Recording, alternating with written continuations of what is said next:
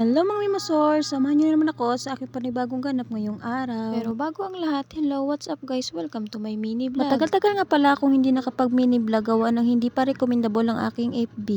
At ngayon ay recommendable na nga ito. Isang taon nga akong naghintay bago nga ito maging recommend. Nakakatamad naman kasi gumawa ng mini vlog lalo na kapag hindi nire-recommend ni Meta yung mga videos mo na ina-upload. Ang taon nga akong pinarusahan ni Meta sa aking in-upload na video. Kaya payo ko sa mga baguhan dyan na mag-ingat-ingat sa pag-upload kasi napakaselan po ni Meta. So anyway guys, kakadaldal ko nga ay natapos na ako sa paghuhugas ng aking pinggan. Nakita ko nga itong lagayan ng aming bigas sa wala ng laman kaya hinugasan ko na rin. Baka may problema dyan na wala ng laman ng lagayan ng aming bigas, parang awa nyo na, ilagyan nyo na po.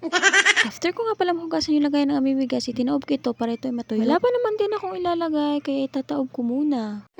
After ko nga palang maitaob yung lagayan ng aming bigas, ay sinunod ko naman itong pinaghugasan ko ng mga plato. Nilagay ko nga sila sa kanya-kanya nilang mga lagayan. Tapos ko nga palang mailagay sa kanilang mga lagayan, ay nagpunas-punas naman ako dito. Grabe kasing alikabok na pumapasok dito sa amin kasi summer na talaga dito.